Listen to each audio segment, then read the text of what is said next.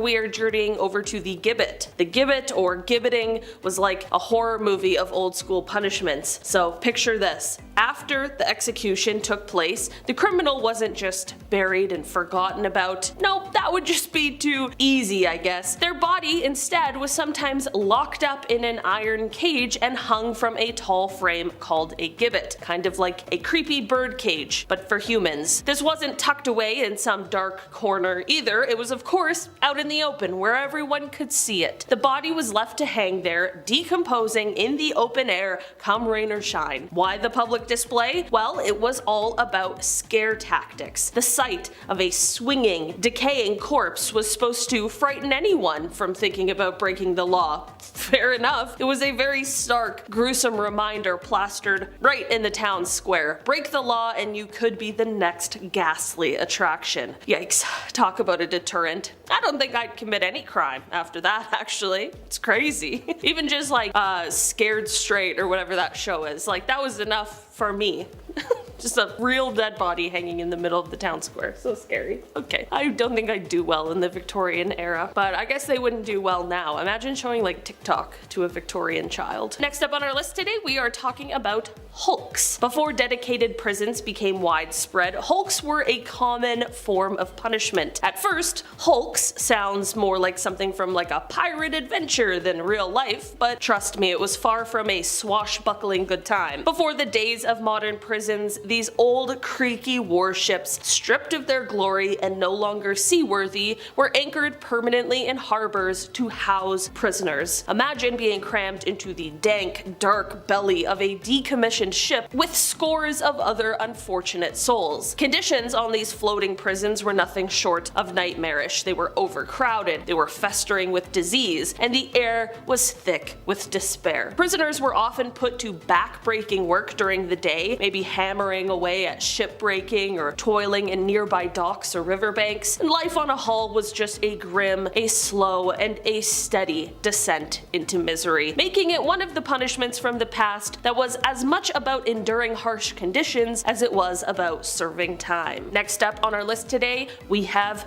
shame. Public humiliation was a go-to tactic in the punishment playbook during the Victorian era, and honestly even before that. Imagine being caught for a petty theft or a public nuisance, and instead of just serving time or getting a ticket, you're slapped with a giant sign spelling out your crime, and then you are paraded around town. Or perhaps you'll find yourself locked in the stocks, stuck in one uncomfortable position in the town square. Here, everyone from cheeky kids to stern old-timers could get a good look at you, and they didn't just stare. Of course not. They jeered, they tossed rotten tomatoes, or worse, sometimes. It wasn't just about making you rethink your life choices, it was about showing everyone else what could happen if they stepped out of line. This kind of punishment turned lawbreakers into live lessons in morality, with a side of entertainment Victorian style. Kinda makes you glad that all you get is a parking ticket these days, right? I'm just saying, alright? Put that in the gratitude journal this morning. Next up on our list today, we have the drunkard's cloak. Speaking of shame, this was one method that definitely worked to embarrass anyone out of committing this crime, and it also showed that maybe the Victorians had a bit of a sense of humor, although a very morbid one. So imagine you're in a bustling town square and there's someone looking quite ridiculous and moving awkwardly among the crowd. This poor soul is decked out in the infamous drunkard's cloak, which is basically a barrel turned into a heavy, uncomfortable garment. Think of it as the original cone of shame, but for humans. This barrel, often with holes for the arms and head, turned public drunks into walking spectacles. Walking around in this bulky, clunky barrel made any movement a challenge and attracted all kinds of stares, snickers, and maybe even a few rotten tomatoes from onlookers. This cloak wasn't just a punishment, it was a public statement. I partied too hard, and look where it got me. Designed to shame the wearer and entertain the public, the drunkard's cloak was a bizarre blend of punishment and street theater. So next time you're thinking about overdoing it at happy hour, just be thankful you're not doing so in a time when the hangover could involve navigating the local market in a barrel. That would be horrible. Next up on our list, we have the silent system. Imagine stepping into a Victorian era prison and hearing absolutely nothing. That would be so creepy, right? And that is the silent system for you. Introduced as a shiny new way to keep prisoners from corrupting each other with their criminal chatter, this system took solitary confinement up a notch. Inmates were not only isolated, but were also required to remain completely silent. The idea was that the silence would help them reflect on their crimes and reform. Sounds noble in theory maybe, but in practice it was a lot more like psychological torture. The utter lack of conversation, the inability to express any thoughts or feelings often drove prisoners to the brink of madness. This eerie quiet was intended to cleanse their moral palate, but instead it often led to severe mental breakdowns. Talk about a punishment that leaves you speechless, literally and figuratively. Next up, we are talking about the body. So imagine being punished for a brutal crime only to have your punishment last into and after your death. It sounds kind of extreme, right? Well, back in the Victorian era, for some particularly nasty crimes, the punishment didn't just stop with their last breath. Nope, back in the day, the justice system had a bit of a flair for the dramatic and the downright macabre. So after the execution, they might prop up the criminal's body for all to see, turning it into a public spectacle. Talked about this a little bit, thinking of it as a chilling warning sign like behave or this could be you. But wait, it gets even more gruesome. Sometimes they'd even dissect the body. Yeah, I don't know why. They'd slice it open, pull it apart, often in front of an audience. This wasn't just for science, it was showbiz, Victorian style. It was like their way of saying the law had not only the power to take your life, but also to command your body after death. A reminder that the justice system held all the cards, making sure the memory of your deeds lived on as a lesson for everyone else. Next up on our list, we are talking about the shot drill. Okay, so you're in a Victorian era prison yard and there's no gym, but there's plenty of what you might call forced fitness. Enter the shot drill, a grueling exercise that could make even the toughest gym class look like an absolute walk in the park. Imagine lugging a hefty cannonball, hoisting it up to your chest with both hands, and then shuffling across the prison yard to drop it off at the other end. Sounds pretty tough, right? So now picture doing that just over and over again from sun up to sundown. This wasn't just about keeping prisoners busy or whatever, it was back-breaking work meant to drain their energy and break their spirits. The shot drill was the Victorian penal system's way of adding insult to injury, keeping you physically exhausted and constantly reminded of your captive state. Talk about a heavy day's work. Imagine doing all of that, so you gotta do all of those drills with a cannonball also, like we had nothing else, and then you gotta go inside and just be quiet after that. You just can't talk at all. That would just suck. Okay, I don't know, man. I really don't think I would have done well in the Victorian era. Okay, and finally on our list today we have oakum picking. So imagine, again, you're a prisoner in the Victorian era, sentenced to oakum picking. Sounds like something kind of out of a craft fair, but way better than that shot drill sentence. Well, maybe not quite. Imagine sitting there day after day, tearing apart old, tar-soaked ropes that used to hold ships together. Your task is to pull these gritty, sticky ropes apart until all that's left are the fibers, which then get reused to plug up leaks in ships, or stuff the very mattress you might be sleeping on, if you can call it sleeping. This isn't just tough on the mind, it is brutal on the hands. As you separate these fibers, your hands start to cramp, ache, and even bleed, thanks to the relentless, jagged edges of the rope. And just when you think you can't take another minute, you realize that your shift is not even close to being over. Oakum picking isn't just a job, it's a test of endurance, turning each day into a gritty battle against ropes that seem as tough as the life you are trying to survive. Moving on down our list, we are talking about transportation next. Imagine you're living in 19th century Britain and things are frankly pretty bleak if you're not wearing a top hat and tails. Now imagine you've been caught stealing a loaf of bread or, heaven forbid, a handkerchief. The punishment? Well, you're not just going to the local jail, you're being shipped off to the other side of the world. Transportation meant being packed off to Australia or Tasmania, places that were as remote and alien as the moon for many Brits at the time. These were no pleasure cruises. The journey alone could take months on cramped, disease-ridden ships where survival was a coin toss. Once you arrived, if you were still kicking, congratulations! Your prize was hard labor in brutal conditions, often in chain gangs or remote outposts where the sun seemed to have a personal vendetta against you. And forget about a leisurely pint at the pub, you were there to work, building the infrastructure for new colonies, often in sweltering heat or other extreme conditions. Speaking of hard labor, the good old Victorian era where they took no pain, no gain to a whole new level, especially in prisons. So imagine you've been nabbed for stealing a loaf of bread, and yes, this is the only example I will be using like I'm Jean Valjean himself. So imagine you stole the bread and bam, you're sentenced to hard labor. And we're not talking about breaking a sweat at the gym, we're diving into the world of the treadmill and the crank machine, Victorian style gym equipment from your worst nightmare. Imagine being stuck on a never-ending stairmaster, the treadmill, not for your health, but as punishment, climbing to nowhere for hours. Then there's the crank machine, a mind-numbing device that had prisoners turn a crank a mind-blowing number of times just to complete their daily quota. And for what?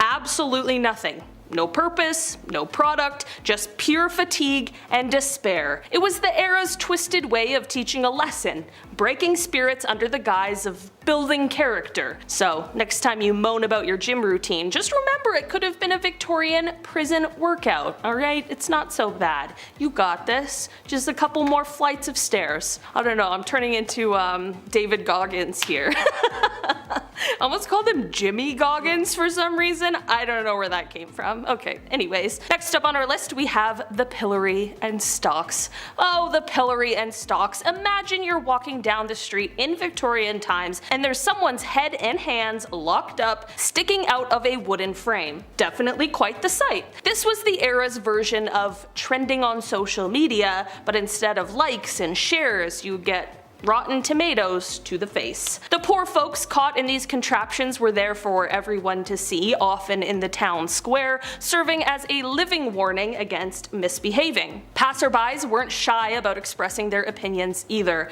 They'd hurl anything from spoiled veggies to less savory items, making sure the punished got their share of public scorn. It wasn't just about the physical discomfort, which was definitely no picnic, mind you, but the real kicker was the embarrassment. Imagine being the center of negative attention with every local and their dog coming out to see you as the day's unfortunate spectacle. Definitely not the kind of fame anyone would want. Also, there was like 10 people alive at this time. Everyone knows your business now. How embarrassing. Next up, let's dive into the eerie world of solitary confinement, Victorian style. Perhaps an even more miserable twist on a punishment that still exists today. You're locked up all by yourself in a tiny, gloomy cell with nobody to chat with but the spiders weaving their webs in the corner. Definitely not as nice as Charlotte. This was the reality for prisoners in the separate system, notably at places like the Eastern State Penitentiary in the US and Pentonville Prison in the UK. The idea was kind of like a forced meditation retreat minus the zen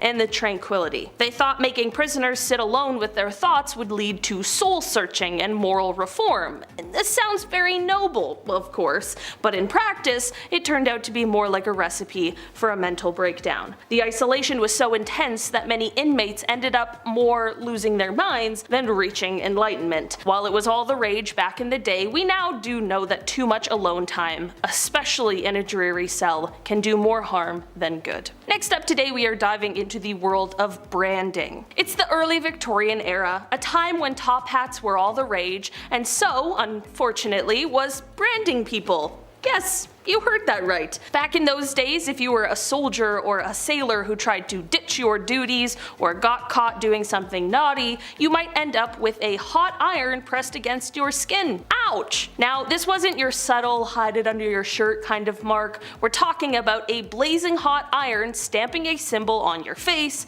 your hand, or anywhere that it would be visible. The idea was to not just punish, but to label you as a wrongdoer for everyone to see. It was kind of like walking around with a "I made a big oopsie" sign etched on your skin. This brutal calling card did more than just sting and leave a scar. It messed up how people saw you, and it slashed your chances of getting decent work. In a world without second chances, this was a harsh way to learn a lesson. So next time you think about skipping out on your duties, remember that in history, that might have ended up with you quite literally being branded for life. And finally on our list today we have public whipping. I've definitely learned that during the Victorian era they liked all the craziest things to be a public spectacle. So imagine you're walking through a Victorian era town square and suddenly there's a crowd gathering. Something's going down and it's not the local fair. It's a public whipping. So some poor soul, shirt ripped off, is tied to a post right in the center of the action. The whip cracks, and it's not just the sound that sends shivers down your spine, it's the whole thing. People are watching, some with horror, others with a kind of grim satisfaction, as each lash marks the offender's back. The idea, it's not just about the pain, which is definitely plenty, but it's also about the embarrassment of being the day's main entertainment. Getting whipped in front of your neighbors, or worse, your family, is like adding a massive scoop of shame to your pain Sunday. Victorian society was big on moral lessons, and public whipping was like a live-action cautionary tale, saying break the rules and this could be you. Kinda puts a whole new spin on the idea of a public spectacle, doesn't it? Number 10. Treadmill punishment. While getting on a treadmill today can feel like a punishment in itself, back in the Victorian era, prisoners were assigned to the treadmill as a real punishment. Yeah, you can't get off this one. You would think they're only making prisoners stronger, but there is a method behind this madness. Listen up. The treadmill was invented by Sir William Gibbet in 1818. The treadmill was used not only for grinding corn, but mainly as a punishment. Corn and punishments, my two favorite things. Prisoners would step on 24 spokes of a large paddle wheel, causing it to turn. While originally intended for productive work, it quickly became a form of punishment. Yeah, somebody saw it and was like, you know what? I know how to make this awful. Get on there. The repetitive physical strain of the treadmill made it one of the most dreaded among inmates. Just thinking about a treadmill right now is making my legs shake. Let's move on. Number 9. Amelia Dyer. During the Victorian era, rapid industrialization led to urban expansion, bringing with it increased disease, poverty, and unemployment. All those fun things that make a city. By 1856, the force had expanded to include inspectors tasked with investigating serious crimes. One notable event occurred in 1896 when reading detectives apprehended Amelia Dyer. She was convicted of multiple killings, the worst of the worst, the details of which I can't even say on YouTube or else our channel will get shut down. But the number of lives Amelia Dyer has taken, historians believe that number is around 400. 400, and a lot of them are quite young, by the way. Quite young. If it weren't for the Readingborough police force and that small team of officers, who knows how many more lives would have been lost by the hands of one Amelia Dyer. 8. Transportation. In the 1800s, courts were looking for alternatives to hanging that were harsher than fines but not as brutal as, well, being hanged. Transportation then emerged as a viable punitive option. Initiated in 1717, this practice involved sending convicts away, just sending them away to colonies primarily in Australia at the time, where over 165,000 were transported over 80 years. Now, initially, convicts were housed on decrepit warships with a high mortality rate, of course due to unsanitary conditions, but the majority of those transported were male, ranging from quite young, again, very young, to individuals that were over 80. It could be anyone, these boats were crazy. The journey often included stops in Gibraltar, the West Indies, South America, or the Cape of Good Hope to resupply provisions before reaching various Australian settlements. To which they go, you, get out. Okay, let's do it. Number 7, the crank. Oh, the crank. It sounds easy, but you give it time. Prisoners often endured hard labor such as breaking stones or turning the crank machine, which was a handle that convicts had to turn thousands of times a day, and often for no purpose other than punishment. Yeah, it's like a wheel that'll, not a wheel, it's like a, this is a blooper, me going, it's like a, it's like those old cars where you had to roll the window down manually. It took you like 7.5 minutes. You're like, come on, I'm so hot. There we go, we found it. An example is the case of Oscar Wilde, who was sentenced to 2 years of hard labor for gross indecency. Now, his prison experience, especially the hard labor, drastically affected his health and literary productivity. So far, this one here sounds the worst. At least with the treadmill, you got a little bit stronger over time. There's some sort of payoff. But turning a crank for no reason at all, I mean, maybe your one arm would get jacked, but other than that, you're just gonna destroy your body for no reason at all. What a nightmare. The Scold's bridle was a sinister instrument of public humiliation from the Victorian era. Now this one really sucked, I'm not gonna lie. We're gonna start cranking it up here, no pun intended. The device was used to punish unruly women who were accused of nagging or gossiping. Yeah, you talk to your friend, now you got the Scold's bridle. Enjoy. The Scold's bridle resembled an iron cage almost. The bridle enclosed the head of the accused, while some versions featured a spiked or studded plate that was inserted into the mouth to suppress speech and causing, of course, excruciating pain if the wearer attempted to continue to gossip or talk. They were often paraded through the streets and the victim was subjected to public ridicule and scorn. Yeah, scorn. You ever been scorned before? That sucks. Turning the Scold's bridle into a dreadful symbol of enforced silence and societal control over women's voices and opinions. This one looks like a saw trap too. This was pretty brutal. It should have been number 1 if anything. Number 5, rotisserie. My bad, I had to think of a title for this one, but I know it's pretty grim. Impalement was used as a form of torment and execution in which a person is pierced with a long stake. This method would lead to a slow, painful death, and often the victim was hoisted into the air after partially impaled. Gravity and the victim's own struggles would cause him to slide down the pole, and death could take many days. Impalement was precise in the European times throughout the Middle Ages. Vlad III the Dracula, as we know, who learned this method by killing by impalement while staying in Constantinople, the capital of the Ottoman Empire, as a prisoner, and Ivan the Terrible have passed into legend as major users of this method. His method of torment was a horse attached to each of the victim's leg as a sharpened stake was gradually forced into the body. Death by impalement was slow and agonizing, as victims sometimes endured for hours or even days. Vlad often had stakes arranged in various geometric patterns as well, so in some way he had a dream and a vision like an IKEA catalog magazine. So like, here's my barbecue, my outdoor swimming pool, and my impaled prisoners in the shape of a star. Number 4, OG lipo. Pretty straightforward type of torment, although just as disgusting or disgusting. Intestinal crank was a method of torment, or rather a capital punishment, involving making an incision in the abdominal area, separating the duodenum from the pylorus, and attaching of the upper part of the intestine to a crank. The crank would then be rotated to extract the intestines from the gastrointestinal cavities of the conscious person. The outcome was always death, but not immediate, so they would be watching their guts coming out. Number 3, don't sleep. The Heretic's fork was a torment device consisting of a long length metal with 2 opposing bi-pronged forks as well as an attached belt or strap. The device was placed between the breastbone and the throat just under the chin and secured with a leather strap around the neck. Although the victim was hung from the ceiling or otherwise suspended in a way so that they couldn't lie down, a person wearing it couldn't fall asleep. The moment that their head would drop with a little bit of fatigue, the prongs would pierce their throat or their chest, causing extreme great pain. This very simple instrument created long periods of sleep deprivation, and people were awake for days, which made confessions a bit more easier for those giving the punishment. Number 2, Lephistin. Unsure where this was originally originated, but it was actually used at least far back as 60 CE in the Roman Empire. Emperor Nero also used this method of torment as a tool of justice against his enemies, and if we know Nero, he was all sure a fan of torment. Those awaiting punishment were placed in loose pants that were tied tightly around the ankles, and rats were then poured into the pants where they were scratched and bit the prisoners' legs and groins while they were trying to escape the fabric. One of the most fiendish forms of rat torture emerged when the Dutch revolt in 16th and 17th century.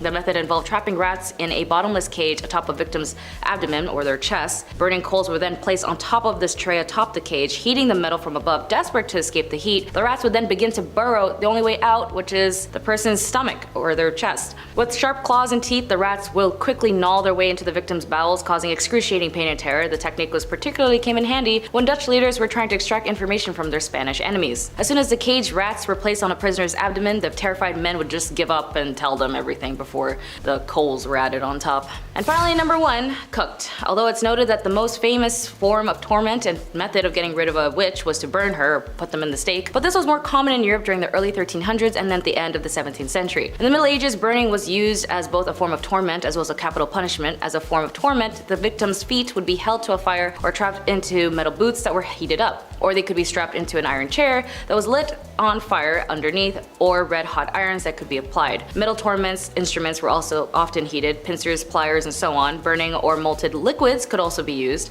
The victim would also be forced to dip limbs in them, or even have them poured down their throats as a form of capital punishment. Burning has always had a long history for crimes as treason for heresy, blasphemy, and witchcraft, being regarded by the Christian churches as treason against God. Sodomy was also punished by burning alive, again because it was seen as a crime against God. So we'll start with punishment 1, tattooing. You may have seen our video, the top 10 messed up punishments from the Tokugawa era, in which case tattoos as punishment may sound familiar. While Japan and China were on different wavelengths and doing their own things, this is something they had in common for criminals. Although tattooing has been known in China for centuries, it has been in the most part an uncommon practice outside of their indigenous peoples. Throughout Chinese history, tattooing has been seen as a defamation of the body, something undesirable, and this originates likely with the penal tattooing as one of the 5 capital punishments in ancient China. The first, and considered the lightest of the 5 punishments, had criminals' upper cheeks or forehead or other visible parts of the body tatted up. It was usually words that described their misdemeanors or the location of their exile or name of their hard labor camp. These tattoos are obviously permanent and very visibly marked out their bearers as ex-criminals for life. Even should the criminal ever return from exile, the tattoo would mark them as what they were. The Kinlaw Code covered so many offenses that common people frequently did not realize they had committed a crime until they'd been arrested. So you really could be just minding your business one day and boom, face tat the next. Next is amputations. So after tattoos, the next was rhinotomy, aka the snip snip of a criminal's nose. Like tattooing, it left the victim scarred for life. But because sharp items and blood were involved, rhinotomy and the next 2 penalties following after often resulted in death, even if not their intention, just due to things like bleeding out or infections. Then, level 3 is amputation of feet, aka you. Modern day scientists have been examining a skeleton that was found from 3,000 years ago where the foot of a woman was cut off as punishment for committing a criminal act. Various clues hint that the woman's foot was cut off as a U. Her bones show no signs of any disease that could have made such an amputation necessary, and it seems that the injury was roughly made, rather than with the precision of a medical amputation. There were variations in punishments in different periods where the choice of foot removed depended on the severity of the crimes committed. Amputation of the right foot for a very serious crime, and the left for lighter offenses. It would seem that the woman, who was determined to be in her early 30s when she died, had committed the former. There is extensive historical evidence of the practice of the third punishment, such as documents of a Chinese official in the millennium BC complaining about the demand to find special shoes for their amputee people. Remove the reproductives. Called gong, the permanent removal of a person's reproductive function. Male victims of this punishment were castrated, losing the member as well as their boys. A very famous casualty was Sima Qian, an emasculated father of traditional Chinese history writing. Gong punishments for female victims were harder, as in the older times they didn't really know what was going on all up in there or how to access it, so it might have involved pounding a woman's abdomen with a stout stick to introduce some kind of damage to the womb. Call that waka womb, I guess? But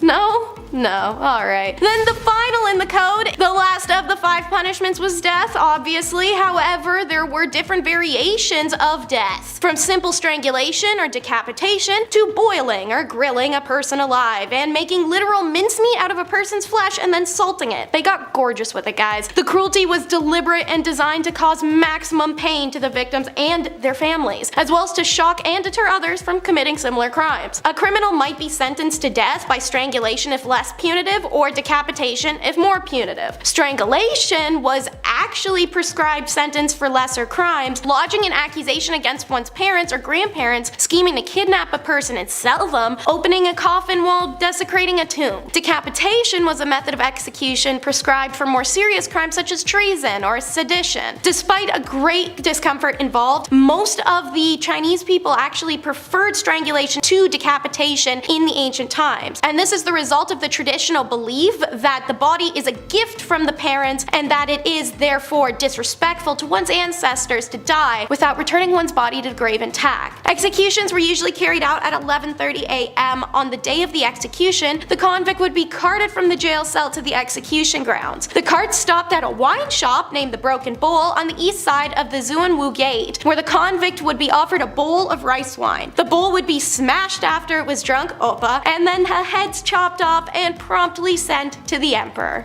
Now finished with the 5 official punishments, let's check out some other horrors, like the Cangue, a type of large wooden collar placed around the necks of offenders, which could weigh differently depending on the severity of their crimes. Speaking of which, the Chinese Empire really said, and we have the receipts for it too guys, as the criminals' past crimes would be attached to the wooden collar, most of the time for the public to see, grocery list style. The Cangue also restricted a person's movements, so it was common for people wearing cangues to starve to death as they were unable to feed themselves and sometimes not even move from one place. If people were generous enough to offer food to the roadside Cangue wearers, they could also see the list of their crimes and determine based off of that if they deserved their generosity at all. After all, it was a device used for public humiliation and corporal punishment. Imagine seeing someone you've beefed with forever pop up one day on the street corner wearing one of these. You can just walk up and read everything they did wrong, just attached to them. That's satisfaction for a grudge holder, man. Punishment number 5 is blown asunder. This was the advent of British colonialists who tormented India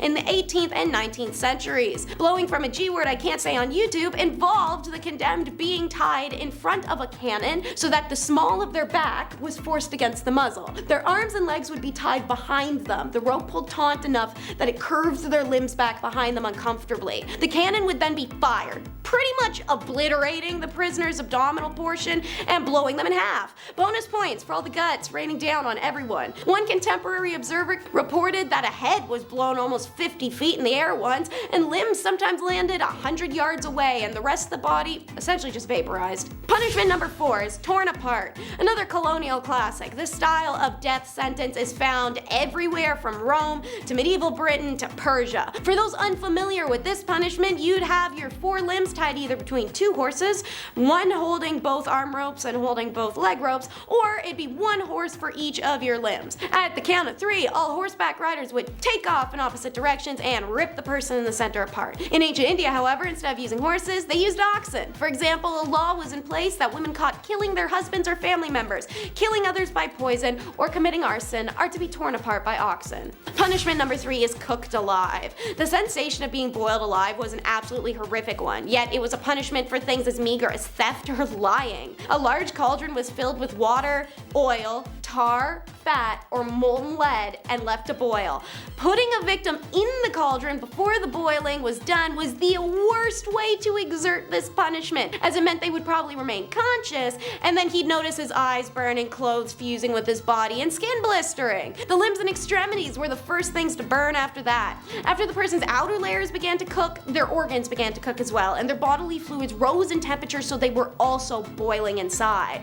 All who went through this medieval death could only pray for a fast and merciful one, but boiling to death was unfortunately a very slow process. A quick death would only come, as said, if the liquid was already boiling when the victim is dunked in. If it wasn't and they wanted to speed up their own deaths, the victim could always duck their head underneath the liquid and just boil their own brain that way. But otherwise, it was long and horrific until the very end. While this should have been reserved for only the worst offenders, it soon became a go-to death sentence for foragers of all people. In India, it was said in the Garuda Puranam that the people who didn't offer food to orphans and contaminated food are boiled in oil after their death. In 1606, Guru Arjan of the Sikhs was boiled alive as a form of torment and subsequently died on the orders of the Mughal Emperor Jahangir. Punishment number 2 is exposure. While this was less common in ancient India, it was part of other punishments such as pillory, whipping posts, or stocks, or it was used as a method of gaining confession. Victims could be exposed to the elements by restraining them somewhere outside, whether on the ground, which was more susceptible to bugs, pests, animals, and grime, or somewhere suspended, like a cage, off a wall. That one was popular in Europe. In summer, the guards could just pour hot water over the victim's head repetitively, which eventually increased body temperatures to the extent that heat stroke would take effect, causing a victim to die slowly and painfully. Sometimes the body was even left to decay publicly to dissuade any further crimes. During cold days and nights, the chill, as well as the lack of protection from the wind, could easily sap a victim's body heat. Alternatively, the victim could be buried up to his neck, letting any animals, insects, or other people kill him slowly the way they want to. Due to its cost efficiency and cruelty, the exposure torment strategy was widespread in medieval Europe and many other places. In many cases, the victim was sentenced to a short period of exposure depending on the crime. However, death was frequent since they were completely defenseless, even if it wasn't intended to be more than a 2-day punishment. You never know. Punishment number 1 is immurement. However, it is more identifiable to the common person if I just call it being buried alive. Placing someone into a confined space and then sealing it up so they're forced to wait for their own death,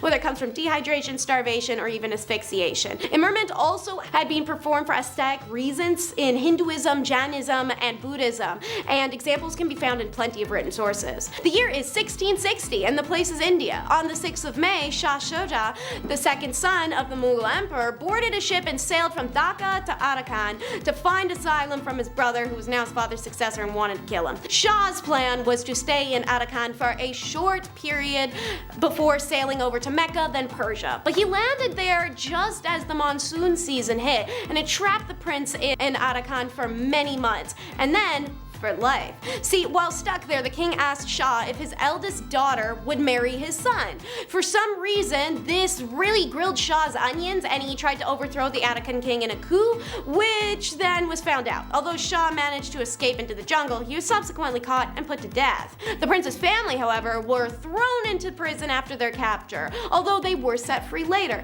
Moreover, the king married Shah's eldest daughter himself. He didn't even give her to his son, really just spit on dad's grave like that. It seems like the surviving family members of Shah, including that eldest daughter, plotted to seize power again and overthrow the king, having clearly learned nothing. Like the last time the conspiracy was leaked, and this time the king meant business. If his family was going to keep being a problem, he was just going to exterminate the entire thing. According to the 17th century French physician and traveler Francois Bernard, the men were decapitated with axes, whilst the women were closed, confined in their apartments, left to die of hunger. All the windows and doors had been sealed. Even Shah's eldest daughter, now the king's wife, was not spared. Imagine living somewhere where you could literally be asked, hey, could you die over there, please? Called prohibition of death laws. They've shown up through history and around the world, and some argue that not much action is taken to enforce or punish violators, but that's because it'd be kinda hard, right? Well, this is the island of Delos, considered a holy site by the ancient Greeks. You can see many of the old temples and statues that were erected in worship of the gods there. Check her out, she's a beaut, Clark. Classic architecture, clear teal waters, and a dream vacay. No better place than to die. Until the 6th century BC, when a whack job tyrant named Pisistratus ordered all of his soldiers, serfs, workers, whatever, to remove every dead body from the island as they had rendered it impure. Shovels in hands, they really did remove the dead bodies one by one until they felt they were all gone. I doubt you can actually remove all the dead bodies from any piece of land, but I imagine they probably got pretty damn close. And from there it became law in the Greek kingdom that it was illegal to die on the island of Delos. I guess if you drop dead, they just leave a fine on your body, tuck it in your belt loop maybe, all saucy like, who knows. This wasn't the only place this happened though. Check out the coastal town of Le Lavador, France. Sheesh, what is up with not being able to die in luxury? This is nice! Anyways, due to the disputes over the crowded cemeteries, ordinances to build new cemeteries, and conflicts with local environmentalists, the mayor just tossed his hands up and said, you know what? If nobody can share, nobody gets any, and passed a law forbidding residents from dying. See guys, this is why we use our words and our listening ears. For everyone who makes fun of people's height, just know the courts will favor a short king. You should never make fun of someone for something they can't control, and height is a big one. Men especially face a lot of scrutiny and rejection for it, and we're at a point where nowadays, if you're literally 5'8", people will say you're short. Gentlemen, that is not the case. So, if you've ever been called short, listen to this. According to the 18 laws of Cangue, a set of legal codes written on bamboo slips that were unearthed in the Hubei province in 1975, during the Qin dynasty of China, there was a law stipulating that men and women shorter than the height 1.52 meters do not have to bear any criminal responsibility for any crimes they commit committed. Apparently, this was because the household registration system, known as hukoi today, was incomplete at the time, so it was often impossible to verify a person's age. So, the government used height. The founder of the Qin dynasty himself, Qin Shi Huang, apparently only reached 1.5 meters tall, that's 5 feet, when he was 22. So he allegedly believed that his subjects could only be defined as adults once they grew taller than that. So yeah, short kings prevail. Nothing is more freaky than government-mandated furry costumes. Europe really tried just about anything in the way of public shaming to air out someone's criminal history. Unlike China or Japan, which literally tattooed faces, the Ottomans who cut off hands, or even their European ancestors who chopped off noses and ears, the 17th and 18th century Europeans took a new tactic: shame masks. The uncomfortable apparel was made out of solid metal and would have been painful and super heavy when strapped tightly to your face. Naturally, it's abrasive, it's rusty, it's riddled with tetanus. But don't worry, there are lots of cool styles, like these jaunty pagan god looking dudes. As mentioned, there are these weird animal heads like medieval furry getup. This one's a rooster, and apparently, to quote, those who were, well, the other name for a rooster, swaggering and vainglorious, would be forced to wear a rooster mask for hours, even a day. Which may not sound that bad, but again, chafy, hot, heavy cast iron, the pressure of which is on your scalp and your collarbones. And apart from these terrifying masks, criminals were given humiliating badges they had to wear for,